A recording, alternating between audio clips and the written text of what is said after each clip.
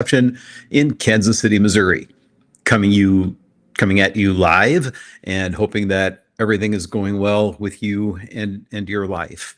I'm happy to report to those of you who've been following our staffing uh, updates that our new employee, Mandy Brown, is now on site. Mandy has been working in a parish in Oklahoma City for a number of years. She and her husband have been relocating to Kansas City over the last few months.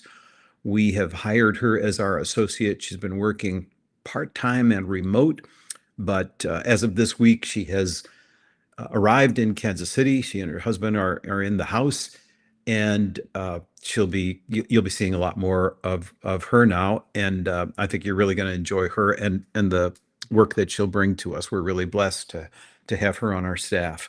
This weekend, Mandy will be at all of the masses, and you'll have a chance to meet her by the front door of the cathedral when mass is over. I'll make announcements at all the mass and bring her up there so you can meet her. And then I'll also introduce on Sunday morning at those masses, I'll introduce Scott Bowman as well. Scott is our new director of maintenance. He's been a tremendous asset already. I can't believe how long we've gone without somebody with his abilities on our staff. He's been deeply involved in the building project. He understands it all from inside out, is able to give us clear explanations of what's going on over there. It has just been a great help. He brings both of these people are bringing good spirit to their work, and they're going to be great additions to our team. So if you're here Sunday morning, you'll be able to meet both of them. If you're here at one of the other masses, you will be able to meet Mandy herself. Now, let me see what else I've got for you today. Oh, the other thing about Sunday morning is we will serve refreshments after Mass by the front door. As you know, we don't have much room to do this, but we'll do what we can.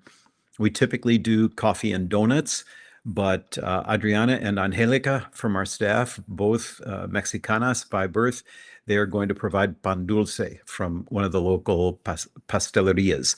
So you'll be able to get a little sweet on Sunday morning that I think you will enjoy.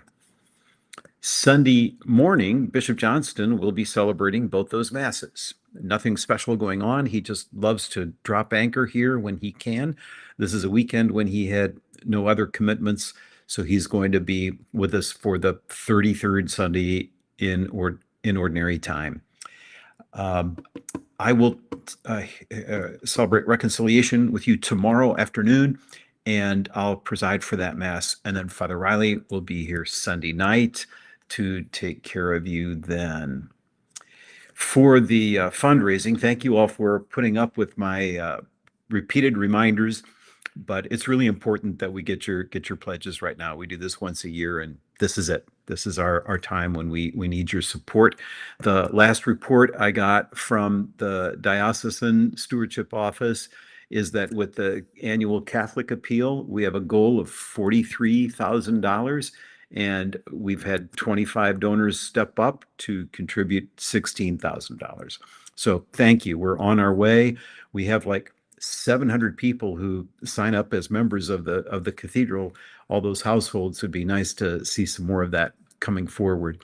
I still do not have a good update for you on the parish pledge. I'm sorry. We have been kind of short-staffed and short on volunteers lately to get things where they should be.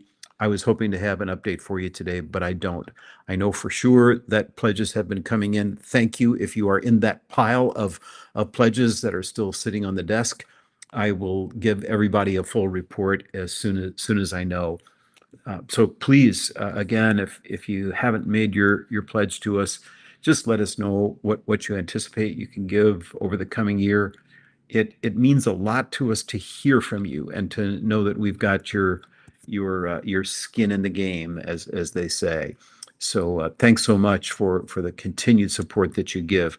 On the building campaign, many of you have pledged and are giving to that. Thank you so much. We have 13 million pledged of a $15 million campaign. We've re-engaged the fundraisers who got us this far to see if they can't get us over the top. So we're going to add on some upkeep to the cathedral itself and see if we can't get the last 2 million, maybe 3 million sometime over the next few months. We're going to dive in and see what we can do.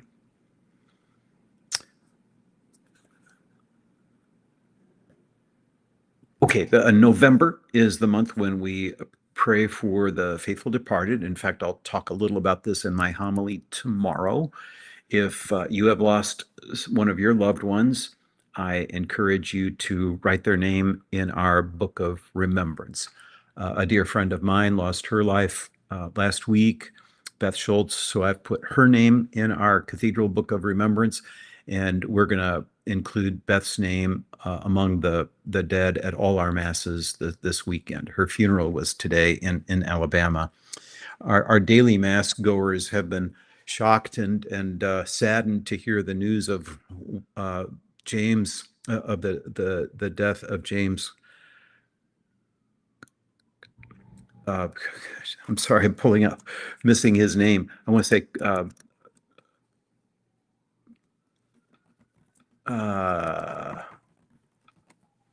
excuse me, Crawford. He's been a regular at daily mass, has helped us take up the collection, bring up the gifts, and just a wonderful human being. He was a doctor. You can find his obituary online. We will do a memorial mass for James a week from today at the cathedral, so we'll include him in our prayers in a special way on that day. The gift shop has a new cathedral Christmas ornament. If you've been collecting these over the last few years, you have another one that you can secure.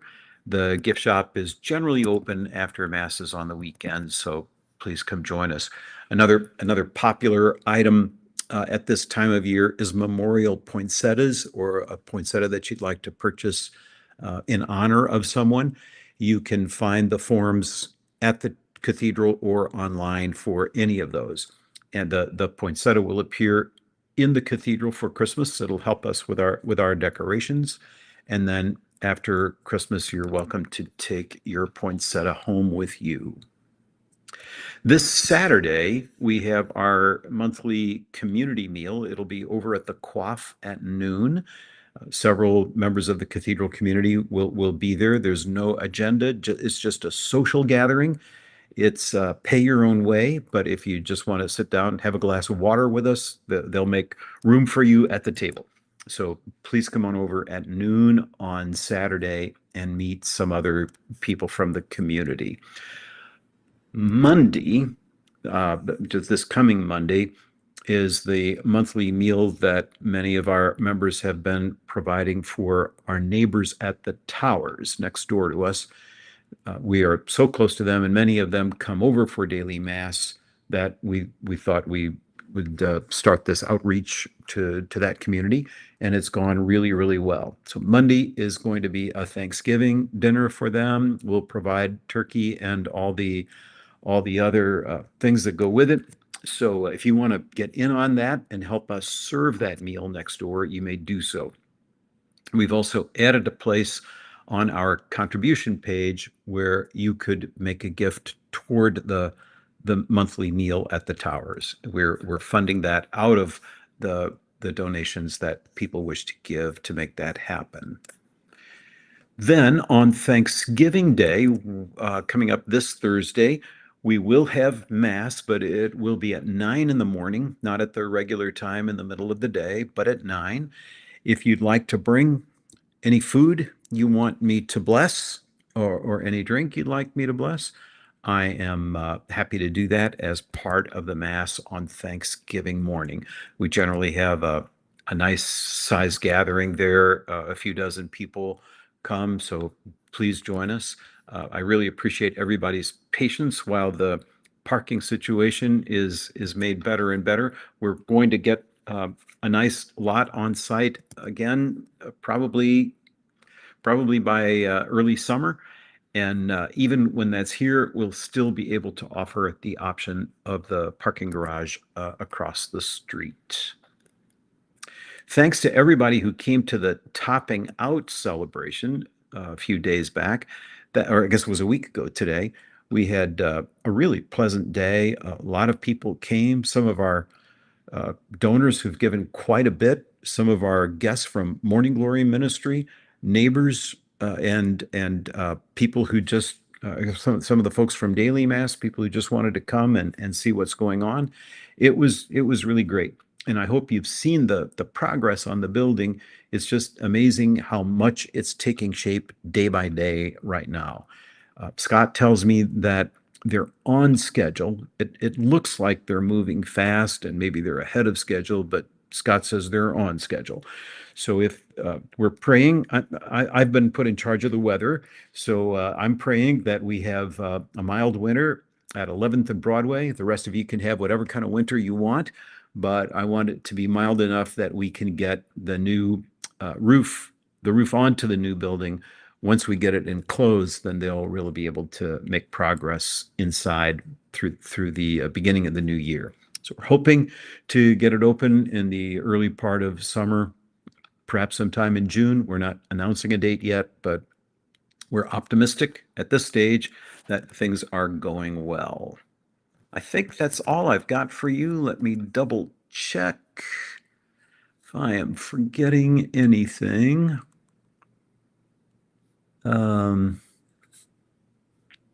Think that's it. Yeah, so this weekend, I guess the other thing about Sunday is that this is the 33rd Sunday in Ordinary Time. So it's a day that Pope Francis has designated as World Day of the Poor. And I think he wants us to not just pray for the poor, but appreciate the poor, realize that they are children of God and they have a lot of things to inspire us with. So do keep them in mind this weekend. Also, just an update on Deacon Steve Livingston. Thanks for all of your concern and prayers for him. He has been moved from the hospital into a rehab unit, and he'll be over there. I will try to get over to see him over the weekend for an in-person view with him. But that's the update on Deacon Steve. I think that's encouraging, although it's got to be hard to go through all of this. So that's it. Thank you all very much for tuning in. I hope you have a great weekend, and I hope it includes us over at the Cathedral.